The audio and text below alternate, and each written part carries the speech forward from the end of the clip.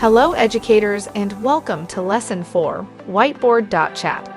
In this lesson, we will be taking a look at the collaborative features of Whiteboard.chat and the interactive tools that make it such a popular app. During this lesson, Chris will demonstrate how to share a whiteboard with students to unlock the collaborative features. Then he will take you on a tour of the features, but not all of them since there are so many. But don't worry, we will have plenty of resources for you at the end of the lesson. Next, Chris will show you how to share files and documents with students so you can work on them together. Then, we will take a look at the dashboard for monitoring and keeping track of student participation.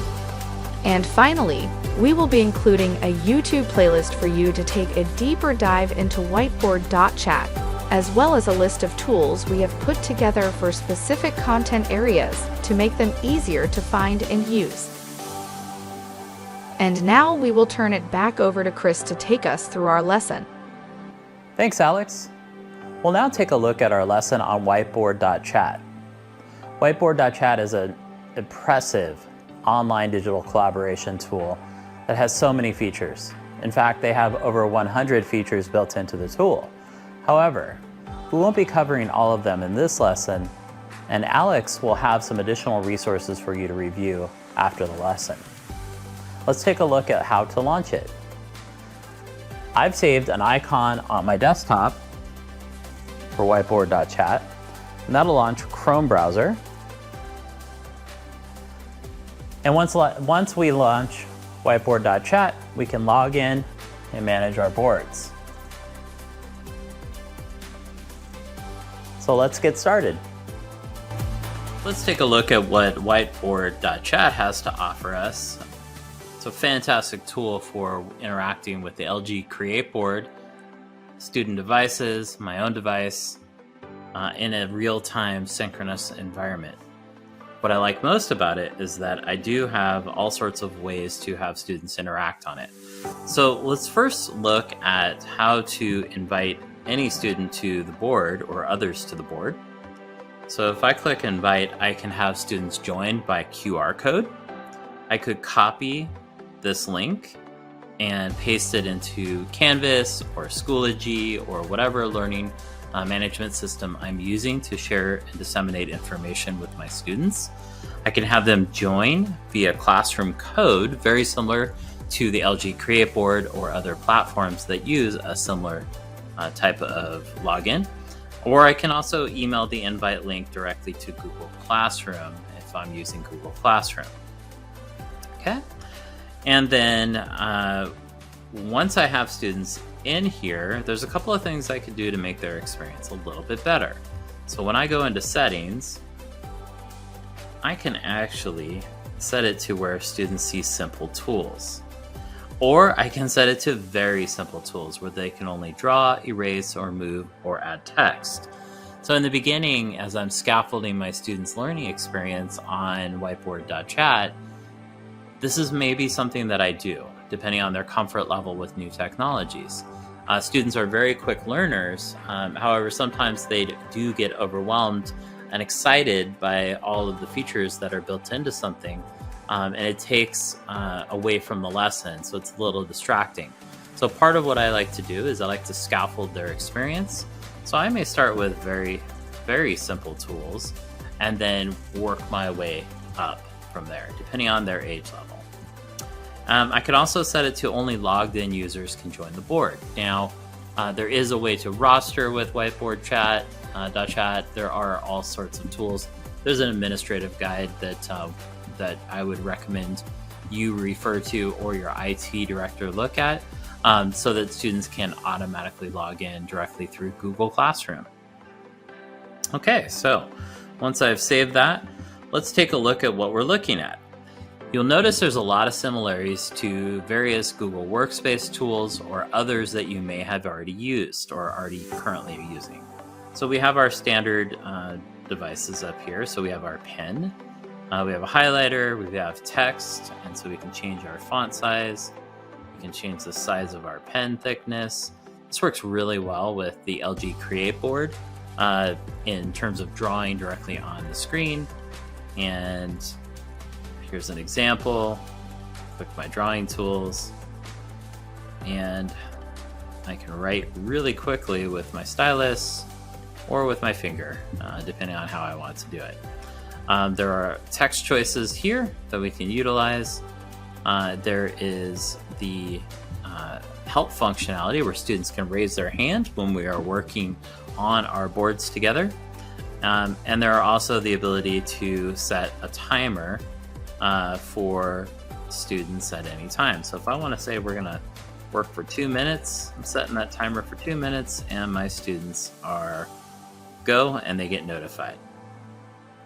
Okay, so looking at the other things, we have our drawing tools, we have lines, we have arrows, curves, shapes, all sorts of great resources here. There's a magic draw function that uses machine learning. That's a novelty feature, honestly, but it's something you may have some fun with. And then we have our write functionality. And so when we look at Whiteboard.chat, I won't spend too much time on these. I just want you to know they're there. And if this subject area speaks to you, then definitely explore it. There is handwriting. And so this allows me to test something out. So here, let's see what it does when I spell this. Look, oops, slow. There we go. And we can convert it directly into text. And so that's using machine learning as well. We have a math editor, and a math editor allows us to do math directly in the screen. We have an equation solver. There's speech to text, and that is really great for our diverse learners. And then very similar to Google Jamboard, we have post-it notes. And so we can add post-it notes directly on our screen. So then when we look at other tools, obviously we can erase our boards. Oops, let's refresh that page. We can erase the whole board, or we can white it out. And now when we want to upload files, we can do things from our computer. We can add files from Google Drive, and it will import them as images. We can upload various PDFs, other sorts of things. Okay, let's turn our timer off there. Okay. We can upload photos, audio, or video, or we can scan from a phone. So if you want to use a phone scanner. Okay, so then the other thing that are built in there, and again, there's a variety of tools. We will not explore all of them. Just want you to know that they're there to collaborate with your students. We have grids.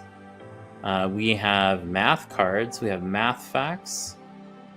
And so we can have students practice math facts.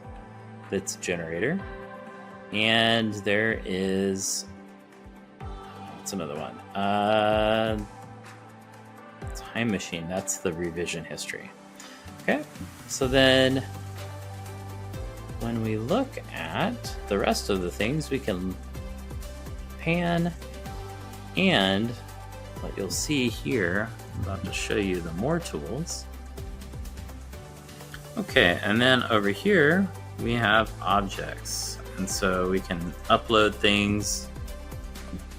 There are gizmos, there's manipulative, so we've got our base 10 blocks, all sorts of resources that we are built into here. We've got a spinner for student names, so I can add all my students' names there. I can spotlight them. I can spotlight the page. There are all sorts of great little resources in here that I encourage you to explore. Again, there's other fun things, and then there are widgets. There's links. There's add AI images, so it's going to basically do a machine learning type image search. There's a chat GPT assistant built into this. I wouldn't say it's all that great, but it is improving. There's a clock, there's a compass, all sorts of built-in resources. So another great resource to interact with our LG Create board and have students collaborating. And what you'll notice here is we have all sorts of boards. So as I assign students into a whiteboard, I can have them, let's just draw a little bit on this one right here as an illustrative point. This is Mia's page. Okay. If I go into grid view, I can actually see Mia's page. And so I go here and I can showcase it. That would bring it up. I can join it and actually interact with Mia on that board. And as I add more and more boards, I can see a grid view and I can scroll through it. It's great for watching students learning in real time, demonstrating and making their thinking visible, but also as a fantastic formative assessment as my students are interacting on this. I can have this on my Create board, I can have this on my computer, and I can be floating and supporting them throughout the classroom. As we've seen, Whiteboard.chat has so many great features and functionalities that I bet you can't wait to explore them in your classroom on your Create board. I'm going to pass it over to Alex now, who has additional resources for you and a teacher guide that will really help you dive into the more deeper details and resources that are built into Whiteboard.chat. Thanks, Chris. And as promised, here are some resources for you. First, if you would like some additional training on Whiteboard.chat, head on over to their website, where they have a lot of literature to help you out. If you are more of a visual learner and would like to do a deeper dive into Whiteboard.chat, we have put together a YouTube playlist for you to explore. Finally, because there are so many tools on Whiteboard.chat, we have put together a list of 10 tools for each core content area that we think could come in handy. We hope you had fun learning about Whiteboard.chat. We will see you in the next lesson.